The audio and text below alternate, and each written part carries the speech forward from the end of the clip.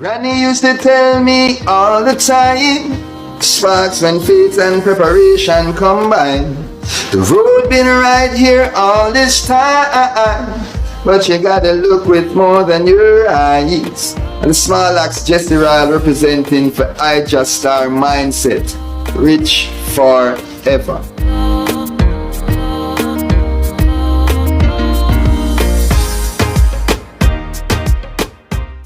Other places, and I told them, if we do not look at some of these things, how our great ancestors failed in a way with the Back to Africa movement. Why didn't Marcus Garvey make it to Ghana? He was looking at the Black Star Line, which used to be called the White Star Line. See, the consciousness. His wife made it here.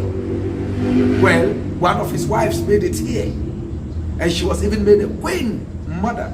Why did he not make it himself? There was a reason.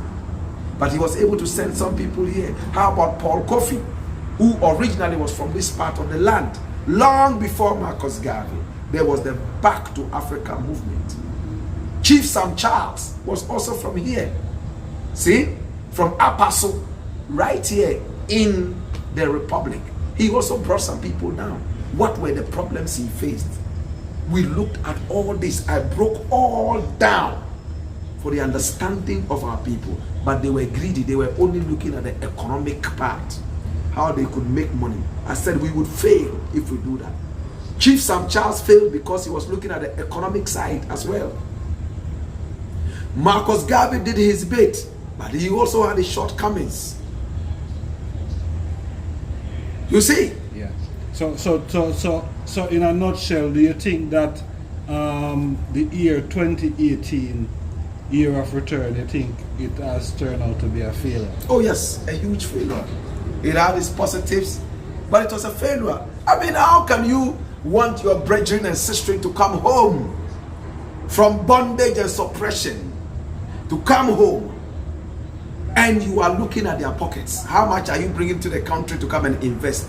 That's a non-starter. It's a faux pas. It can't work. And we warned them against it, but they did it.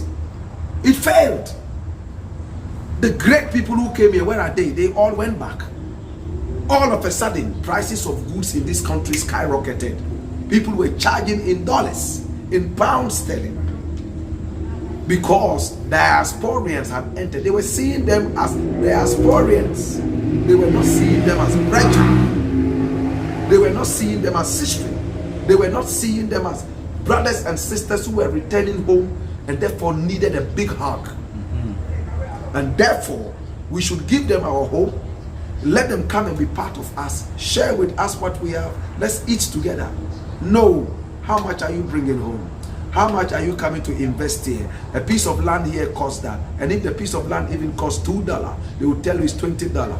You know, so that they will milk you. It didn't work. It crashed. I told them it would crash. Next time, involve historians. Involve people who have a heart that beats for the nation. It was just a political propaganda. But I'm telling you that the year of return is going to return. It will, the proper year of return will come. American brethren, people who were in Britain and all those other, and Jamaica, and we're coming for the year of return. We're not coming here to look at statues. They were not coming here to dance to the talking drum.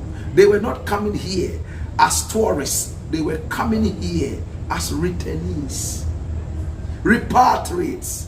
They were coming to reconnect with the African spirit, the ancestral spirit.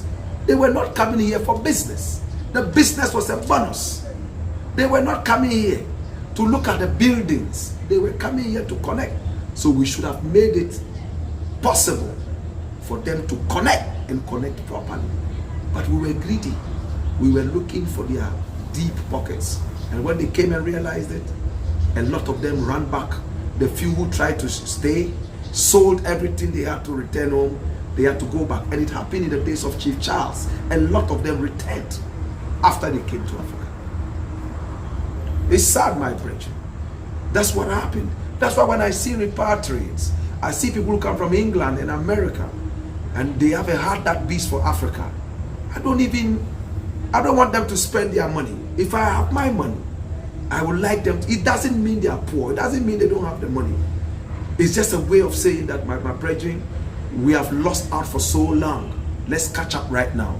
Let us tell what happened whilst we are away.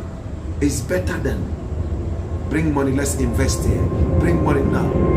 Don't make no sense. Rastafari. On that note, Black Rasta. Yes, Black Rasta. So I want to thank you for taking the time. It's been an honor and a privilege for having you again. And this platform is always an honor, always a joy. Thank you very much. Bless the love, I just stars and love. Yes, sir. We're going to be releasing a brand new album. It's going to be coming out in February, on February 24. It's going to be called The Salaga Soldier. You know, the Salaga Soldier was a soldier that fought a lot of, slavery. You know, fought against slavery and all that from Salaga in the northern parts of Ghana. You know, so that's the title of the album. And how much tracks we're looking at? Yeah, we're looking at about 16 tracks on the album. 16 tracks. It's going to be serious Kuchoko. Kuchoko. You know, Kuchoko, yes, that's reggae music plus the African vibe and music blended together. See? Yes, you hear the Jamaican reggae, but you also feel some African instruments in there and also feel the African vibe. And when you listen to it, you will see that, yes, it's reggae, but it has a different flavor and a different sound. See, that's why we call it Kuchoko. And Kuchoko is what is called onomatopoeia, the sound.